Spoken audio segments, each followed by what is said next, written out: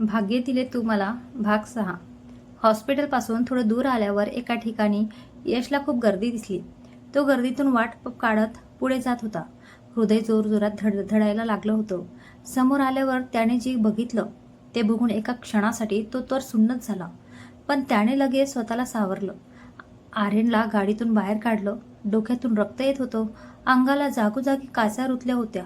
आर्यन, मागून जोरात आवाज आला. यशला बाहेर जाताना आर्याने पाहिलं होतं आणि ती पण त्याच्या मागे आली होती.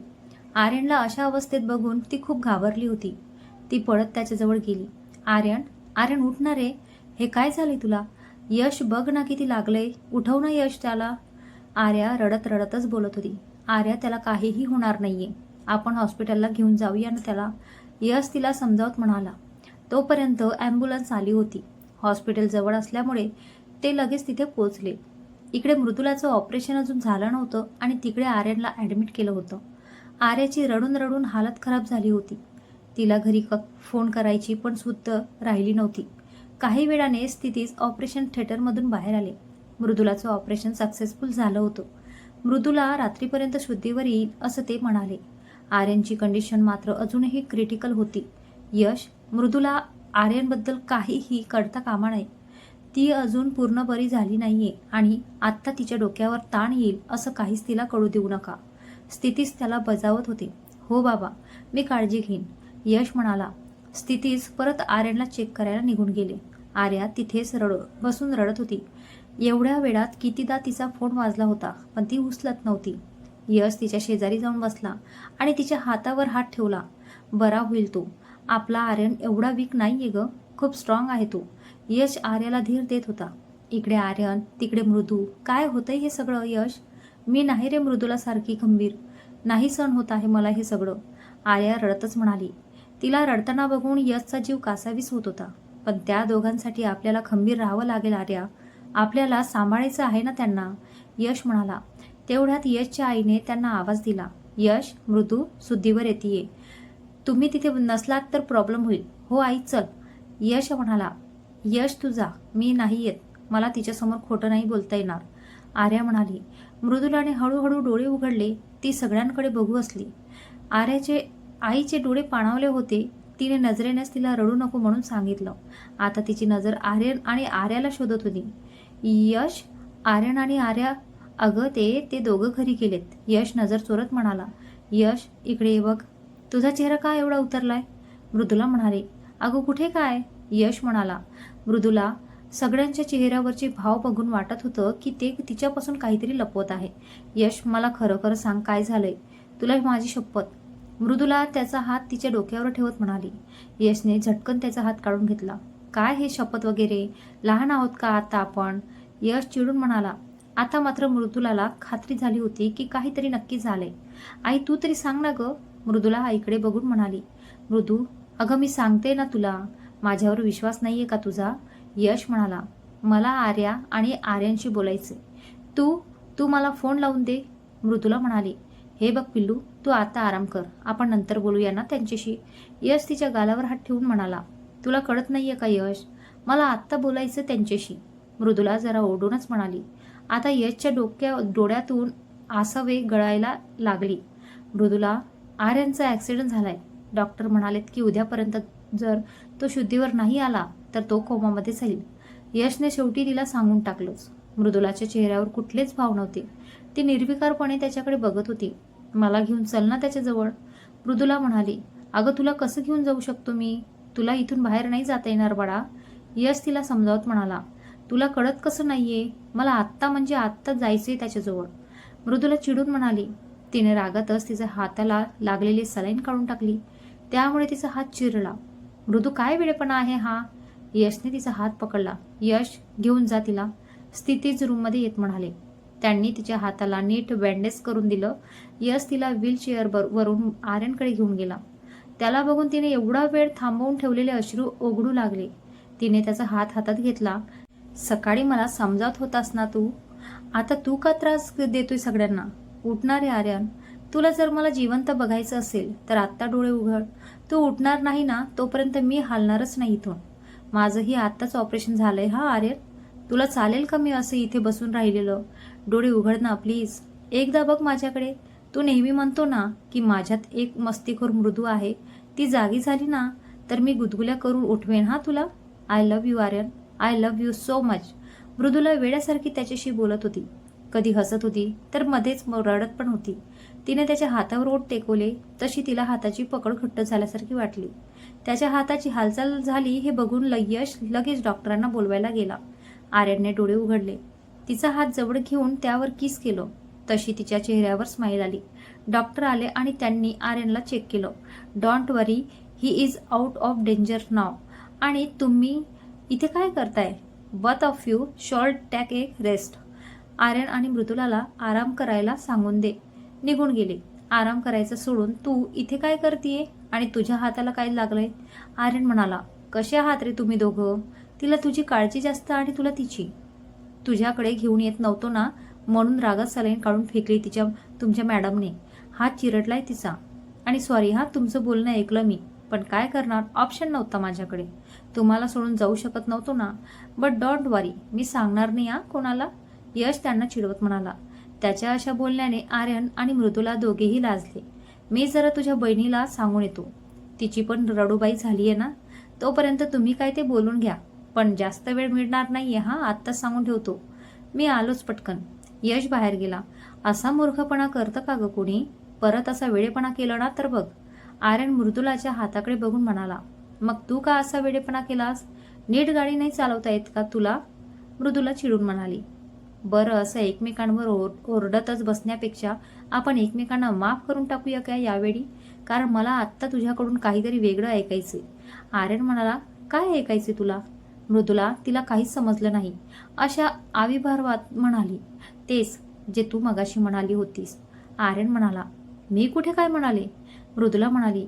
मृदू प्लीज एकदा म्हण ना. तुझ्याकडून ते 3 शब्द ऐकायला कधीपासून वाट बघतोय मी. प्लीज ना. तुला माहितीये जेव्हा ती ॲक्सिडेंट झाला ना तेव्हा माझ्या डोळ्यांसमोर फक्त तुझा चेहरा होता. वाटत होतं की मला जर काही झालं तर. मृदुलाने त्याचे वाक्य पूर्ण व्हायच्या आधीच त्याच्या तोंडावर हात ठेवला. मूर्ख आहेस का रे तू? असं बोलतं का कोणी? तुला काही झालं असतं मी काय केलं असतं रे? I love you Aryan. आणि मी नाही जगू शकत तुझ्याशिवाय. मृदुला म्हणाली. तिचे डोळे काठोकाठ भरले होते. आर्यन मात्र हसत तिच्याकडे बघत होता. आय लव्ह यू टू मृदू. आर्यन म्हणाला. शेवटी लावलाच ना मला बोलवायला. कोणाकडून काय आणि कसं बोलून घ्यायचं ना ते बरोबर कळतं तुला. मृदुला म्हणाली. दुसऱ्या कोणाकडून माहीत नाही पण माझ्या मनकडून काय आणि कसं बोलावून घ्यायचं ते कळतं मला. आर्यन तिचे डोळे पुसत म्हणाला. तशी मृदुला गोड लाजली. इकडे यश आर्याला शोधत होता तर ती हॉस्पिटलमधल्या देव्हाऱ्यात बाप्पाच्या मूर्तीसमोर हात जोडून उभी होती.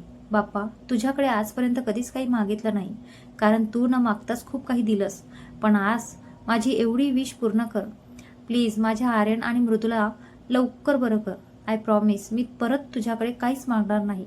आर्या अगदी लहान मुलांसारखी बोलत होती आणि तिच्या त्या निरागस चेहऱ्याकडे यश एकटक बघत होता. बाप्पाला नमस्कार करून आर्याने डोळे पुसले आणि बाजूला बघितलं तर यश अजूनही तिच्याकडे बघत होता. बाप्पाने ऐकलंय तुझं. मृदू आणि आर्यन दोघेही ठीक आहेत आता. यश म्हणाला. आर्याला हे ऐकून एवढा आनंद झाला की तिने यशला मिठीच मारली आणि लगेच बाजूला होऊन परत बाप्पासमोर हात जोडले. Thank you Bappa. Thank you so much. You are my best friend. Arya म्हणाली. आणि मी आर्यनला भेटायला जाते असं म्हणून पळतच निघून गेला. वेडीच आहे जरा. यश मनातच म्हणाला आणि हसतच तोही तिच्या मागे निघून गेला. मला ना तुला आत्ता मिठीत घ्यावंसं वाटत होतं. आर्यन म्हणाला. त्यावर मृदू गोड लाजली. काही गरज नाहीये म्हणे आता मिठीत घ्यावंसं वाटतंय. बेडवरून हालायचं पण नाहीये तुला. मृदुला म्हणाली. आर्या दारातून त्यांचं बोलणं ऐकत होती आणि गालात हसत होती. अरे हॉस्पिटलमध्ये आहात तुम्ही दोघं, गार्डनमध्ये नाही. रोमॅन्स कसला सुचतोय रे तुम्हाला? आर्या म्हणाली. तसं त्यांचं लक्ष तिच्याकडे गेलं. मृदुला तर एकदम ओशाळली. बस झालं हा आता तुमचा रोमॅन्स. खूप वेळ दिला तुम्हाला. बाकीचा उरलेला ना इथून बाहेर गेल्यावर करा. आता आराम करा दोघेही. यश म्हणाला. त्या दोघांच्या अशा बोलण्याने मृदुला लाजून लाल झाली होती. काय रे किती छळताय आम्हाला? तुमची वेळ आली ना की बघू काय करायचं करताय. आर्यन म्हणाला. बघ हा नक्की बघ. पण आता घेऊन जातो माझ्या बहिणीला कारण हिला तर रात्रभरही इथे बसून ठेवलं तरीही काही स्वतःहून चल म्हणणार नाही. काय आहे ना तुझ्या ॲक्सिडेंटबद्दल सांगून एकदा माती खाल्ली मी. आता जर हिला घेऊन गेलो नाही ना तर बाबा जीव घेतील माझा. यश म्हणाला, जाते मी, नाहीतर मामा खरंच रागवतील. तू आराम कर. मृदुला म्हणाली, तू पण आराम कर आणि माझी काळजी करत बसू नको. आर्यन म्हणाला. यश मृदुलाला घेऊन गेला. काय रे गाढवा, नीट गाडी नाहीच का चालवता येत तुला? किती घाबरवलंस सगळ्यांना. आर्या म्हणाली, आरू डार्लिंग, हा सीन ना मनूने ऑलरेडी करून झालंय. तेरे पास कुछ नया हो तो बता ना. आर्यन म्हणाला, डोक्याला मार लागल्याने परिणाम झाला का रे तुझ्या डोक्यावर? मस्ती कसली सुचते तुला. आर्या म्हणाली, तुला कसलं एवढं टेन्शन आलंय ते सांग आधी मला. अगं रडून रडून चेहरा बघ कसा झालाय बाळा तुझा. आर्यन बोलत होता आणि तेव्हाच दारातून आर्यनचे आईबाबा आणि आर्याचे आईबाबा आत आले. आर्यनची आई त्याच्या शेजारी येऊन बसली. त्यांनी प्रेमाने त्याच्या डोक्यावरून हात फिरवला. सगळ्यांच्या डोळ्यात अश्रू जमा झाले होते, पण कुणीच काही बोलत नव्हतं. तुम्ही सगळे काळजी करू नका, बरा आहे मी, काहीही झालेलं नाहीये मला. आर्यन म्हणाला, पण तरीही कुणाचाच रिस्पॉन्स आला नाही. आर्याला कळत नव्हतं की तिने तर अजून घरी कळवलं नाही, मग ह्यांना कसं कळलं. शेवटी तिने विचारलंच, बाबा बाबा तुम्हाला काय वाटलं? तुम्ही सांगितलं नाही तर आम्हाला काही कळणार नाही. आर्याचं वाक्य पूर्ण व्हायच्या आधीच तिची आई चिडून म्हणाली, आई सॉरी ग, मी आता तुम्हाला फोनच करणार होते. मला खूप भीती वाटत होती ग, कळतच नव्हतं तुम्हाला कसं सांगू. आर्या रडतच म्हणाली, माधवी रागवू नको तिला, तुला माहितीये ना ती किती घाबरते अशा गोष्टींना. रडून रडून चेहरा बघ कसा झालाय तिचा. मावशी आर्याला जवळ घेऊन म्हणाल्या, मावशी मी खरंच सांगणार होते ग तुला. आर्या म्हणाली, बरं जाऊ द्या आता ते सगळं. आर्या बाळात रडू नको आता, आम्ही नाही रागावलोय तुझ्यावर. आर्यांचे बाबा प्रेमाने तिच्या डोक्यावर हात ठेवून म्हणाले, बरं आरू, मृदुला कशी आहे ग? ऑपरेशन कसं झालं? आर्याच्या बाबांनी विचारलंच. ऑपरेशन सक्सेसफुल झालं बाबा. म्हणू ठीक आहे आता. आर्या म्हणाली, चला. दोन्ही मुलांवरचं संकट टळलं. आर्याची आई आणि यशची आई एकत्रच म्हणाल्या, काका इथे जर बादली असती तर भरली असती नाही का आतापर्यंत. आर्यन आर्याकडे बघून म्हणाला, आता त्याचं बादलीने मी आंघोळ घातली असती तुझी. आर्या म्हणाली. त्यावर सगळेच हसायला लागले. नंतर आर्यनला आराम करायला सांगून सगळे बाहेर निघून गेले. इकडे यश मृदुलाला तिच्या रूममध्ये घेऊन आला. तिला नीट बेडवर झोपवलं. तू झोप आता, अजिबात कसला विचार करू नको. यश तिच्या चेहऱ्यावर हात ठेवून म्हणाला. तिने होकारार्थी मान डोकावली. मग यश बाहेर निघून गेला. त्याच्या मागे बागेचेही बाहेर आले. यश, आर्यन कसा आहे रे आता? मृदुलाच्या आईने विचारले. दादा तो आला का रे शुद्धीवर? सौरभ म्हणाला, हो चॅम्प, आलाय तो शुद्धीवर आणि ठीक आहे तो आता. यश म्हणाला. हे ऐकून सगळ्यांच्याच हायशी वाटले. काही दिवस आर्यन आणि मृदुला दोघेही हॉस्पिटलमध्ये होते, त्यामुळे सगळ्यांचीच एकमेकांशी छान ओळख झाली होती. मृदुला आणि आर्यनच्या आईची तर खास गट्टीत जमली होती. त्या आर्यनजवळ कमी आणि मृदुला जवळच जास्त राहायच्या. यश आणि आर्या या काही दिवसात खूप चांगले मित्र झाले होते. आज मृदुला आणि आर्यन दोघांनाही डिस्चार्ज मिळणार होता. यश आणि आर्या फॉर्मॅलिटीज पूर्ण करत होते. काय ग आरू, आज आपल्या आर्यन आणि मृदुला सुट्टी होते, तरी पण तू का एवढी उदास दिसते? यश म्हणाला, काही नाही रे, सहज डोक्यात एक विचार येऊन गेला. म्हणजे बघ ना, एकदा व्यक्ती पहिल्यांदा जेव्हा त्यांचं प्रेम व्यक्त करतो, तो क्षण त्या दोघांसाठी किती स्पेशल असतो. किती सुंदर आठवणी असतात ना त्या क्षणांच्या. पण आपल्या आर्यन आणि मनूच्या बाबतीत सगळं किती वेगळं आहे ना. त्यांनी एकमेकांना इथे हॉस्पिटलमध्ये प्रपोज केलं आणि तेही कुठल्या अवस्थेत. आर्या म्हणाली, हो ग, आणि त्यानंतरही बिचाऱ्यांना एकत्र असा वेळच मिळाला नाही ग. यश म्हणाला, तेच तर, आपण त्यांच्यासाठी काहीतरी केलं पाहिजे यार, समथिंग स्पेशल, असं काहीतरी गिफ्ट की जे त्यांना आयुष्यभर लक्षात राहायला हवं. आर्या उत्साहाने म्हणाली, आर्या माझ्याकडे ना एक माइंड ब्लोविंग प्लॅन आहे, पण आत्ता नको, आपण ना घरी जाऊन फोनवर बोलूया, आता सगळे वाट बघत असतील. यश म्हणाला, ठीक आहे, पण घरी जाऊन आठवणीने फोन कर हा मला. आर्या म्हणाली, हो ग बाई, चल आता जाऊया का.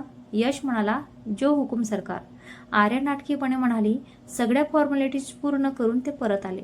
तेव्हा सगळे बोलत होते, रोहिणी ताई, मनूला बरं वाटलं की तुम्ही सगळे आमच्या घरी येणार आहात ना. विद्या म्हणाल्या, मी नाही आले ना तरी मनू आणि सौरभ ओढत घेऊन येतील मला त्यांच्या लाडक्या काकूंकडे. रोहिणी हसत म्हणाल्या, मग जाणारच आहे की माझ्या काकूंकडे, तुझ्यापेक्षा जास्त लाड करते ती माझी. सौरभ त्यांना मिठी मारून म्हणाल्या, बघितलं किती नौटंकी आहे हा, जरा चान्स मिळाला की झाली लगेच यांची नाटक चालू. आई सौरभचा कान पकडून म्हणाली, सगळेच हसायला लागले. तू निघायचं का आता? घरी आई वाट बघत असेल आपली. यश म्हणाला. यशच्या बाबांनी हट्टाने मृदुलाच्या आईला सौरभ आणि मृदुलासोबत त्यांच्या घरी शिफ्ट व्हायला सांगितलं होतं आणि त्यांचं सामान पण शिफ्ट करून घेतलं होतं. एकमेकांचा निरोप घेऊन सगळे घरी गेले, पण मृदुला आणि आर्यनला मात्र भेटताच आलं नव्हतं. घरी आल्यावर मामींनी मृदुलाची दृष्ट काढून तिला घरात घेतलं. सगळे येऊन सोफ्यावर बसले आणि थोडा वेळ गप्पा मारल्या. बाळा, तू काही दिवस फक्त आराम कर. अजिबात दगदग धावपळ करायची नाही. यश मनूला तिच्या रूममध्ये घेऊन जा. मामा म्हणाले. हो बाबा. यश मृदुलाला तिच्या खोलीत घेऊन गेला. सगळी रूम्स तिच्या आवडीप्रमाणे सजवली होती. यश, किती सुंदर डेकोरेट केली आहे ही रूम. मृदुला कुतूहलाने रूमकडे बघत म्हणाली. सगळं काही तुमची आवड लक्षात घेऊनच केलंय मॅडम. मी, सौरभ आणि आर्याने मिळून केलंय हे सगळं. यश म्हणाला. खरंच खूप सुंदर आहे हे सगळं. मला खूप आवडलं. मृदुला म्हणाली. पण काय फायदा ना या सगळ्यांचा? तसंही तू कुठे जास्त दिवस इथे राहणार आहेस? यश म्हणाला. मृदुलाला त्याच्या बोलण्याचा अर्थच कळाला नाही, म्हणून ती प्रश्नार्थक नजरेने त्याच्याकडे बघत होती. अशी काय बघते? तुझा आर्यन आहे ना, तो जास्त दिवस नाही राहू देणार आहे तुला इथे. काहीच दिवसात घेऊन जाईल बघ. यश तिचे गाल ओढत म्हणाला. मृदुलाने लाजून डोक्यावर ब्लँकेट घेतले. मला झोप येत आहे. मृदुला म्हणाली. बरं बाई झोप, पण आधी तुझ्या आहोंशी बोलून घे. फोन येईल आता त्यांचा. यश रूममधून बाहेर जात म्हणाला. तो गेलाय याची खात्री करून मृदुलाने तोंडावरून पांघरून काढलं आणि मोबाईल हातात घेतच होती की आर्यनचा व्हिडिओ कॉल आला. तिने केस वगैरे जरा नीट केले आणि फोन उचलला. घरी गेली तर विसरली ना मला? आर्यन जमेल तेवढं चिडून बोलण्याचा प्रयत्न करत म्हणाला. नाही रे आर्यन, असं का म्हणतोय तू? मी आत्ताच रूममध्ये आले. पाहिजे तर तू यशला विचार. मृदुला केविलवाण्या स्वरात म्हणाली. आर्यनला कळलं की आता कोणत्याही क्षणी ती रडेल. अगं गंमत करत होतो राणी तुझी. लगेच रडू येतं ना माझ्या पिल्लूला? आर्यन म्हणाला. मग मी तुला विसरले असं का म्हणालास? मृदुला म्हणाली. डोळे काटोकाट भरले होते. अगं खरंच गंमत केली ग तुझी बच्चा. बरं जाऊ दे ते सगळं. आधी मला सांग, तू कसला विचार करते? आर्यन म्हणाला. तुला कसं कळलं? माझं तुझ्यावर असलेलं प्रेम तुझ्या डोळ्यांनाही कळतं. त्यामुळे तुझे डोळे आणि त्यात जमा झालेले अश्रू तुला तुझ्या मनातलं सगळं सांगून देतात मला. आर्यन तिच्या डोळ्यात बघून म्हणाला. मृदुलाची नजर आपोआप खाली झुकली. म्हणून तू एवढी गोड लाजलीस तर मी कसं थांबू शकेल स्वतःला? मी येतोय आता तिकडे. आर्यन म्हणाला. आर्यन, काही काय रे? काही गरज नाहीये इथे यायची. मृदुला खाली बघूनच म्हणाली. मग सांग ना, कसला विचार करत होतीस? आर्यन, माझ्या ऑपरेशनच्या दिवशीचं दादूचा पेपर होता, तर त्याने पेपर नीट अटेंड केला असेल ना रे? मृदुला काळजीने म्हणाली. खूप छान गेलाय त्याचा पेपर. मी आणि यशने हॉस्पिटलमध्ये असतानाच चेक केला होता. त्याचं सिलेक्शन रेडिंग गो बॅक नक्की होणार. Don't worry about that. Aryan म्हणाला. I love you Aryan. मी किती लकी आहे ना की मला तू भेटलास. माझ्याशी रिलेटेड असणाऱ्या प्रत्येक व्यक्तीची किती काळजी करतोस ना तू. मला एवढं प्रेम करणारं कुणीतरी असेल असा मी कधी स्वप्नातही विचार केला नव्हता. मृदुला म्हणाली. अगं, एवढं कौतुक करण्यासारखं काहीच केलं नाहीये मी. माझं तुझ्यावर खूप प्रेम आहे आणि म्हणूनच तुझ्या आयुष्यात असलेली प्रत्येक व्यक्ती माझ्यासाठी तुझ्या एवढीच इम्पॉर्टंट आहे. आर्यन म्हणाला. हे ऐकून मृदुलाच्या चेहऱ्यावर खूप समाधान दिसत होतं. चल आता तू आराम कर, आपण नंतर बोलूया. Bye, take care and I love you too. Aryan म्हणाला. बाय. फोन ठेवून मृदुला झोपून गेली. असेच दिवस जात होते. आर्यन आता पूर्णपणे बरा झाला होता आणि मृदुला पण खूप प्रमाणात रिकवर झाली होती, पण तिला अजून घरच्या बाहेर पडण्याची परमिशन मिळाली नव्हती. आर्यन आणि आर्या कधीतरी तिला घरी भेटायला यायचे. आर्यनशी रोज फोनवर बोलायची. एक दिवस यश त्याला काही कामासाठी बाहेर घेऊन गेला होता. तेव्हाच त्याला घरून फोन आला. हॅलो आर्यन, तू लवकर घरी ये, महत्त्वाचं बोलायचं आहे तुझ्याशी. आई म्हणाली. काय झालं आई? काही सिरियस आहे का? आर्यनने विचारले. तू आधी घरी ये, मग बोलूया आपण. आणि हो, यशला पण सोबत घेऊन ये. एवढं बोलून आईने फोन ठेवून दिला. आर्यनला जरा टेन्शनच आलं होतं. तो आणि यश लगेच घरी परत आले. हॉलमध्ये आला तर तिथे यश आणि आर्याकडे सगळेच आले होते. फक्त सौरभ आणि मृदुला नव्हते. सगळेच जरा सिरियस मूडमध्येच वाटत होते. आर्यन त्यांच्याजवळ जाऊन बसला. काय झालं आई? तू एवढं घाईत का बोलावून घेतलंस मम्माला? आर्यन म्हणाला. आर्यन, तुझं मृदुलावर प्रेम आहे? आईने सरळच विचारले. आर्यन तर शॉकच लागल्यासारखा तिच्याकडे बघत होता. मी काय विचारतीये आर्यन? आईने परत एकदा विचारले. हो आई. आर्यन म्हणाला. सॉरी, म्हणजे मी हे तुम्हाला आधीच सांगायला हवं होतं. मनू पूर्ण बरी झाली की आम्ही तुम्हाला सांगणारच होतो, आर्यन म्हणाला, तो खरं तर खूप बावरला होता. अचानक सगळं घडल्यामुळे त्याला काहीच सुचत नव्हतं. बस ना मावशी, किती छळणार आहेस माझ्या बिचाऱ्या भावाला. आर्या म्हणाली. तसे सगळेच आर्यनकडे बघून हसायला लागले. तो मात्र गोंधळून सगळ्यांकडे बघत होता. काय ग आर्या, जरा मजा घेऊन द्यायची असती ना.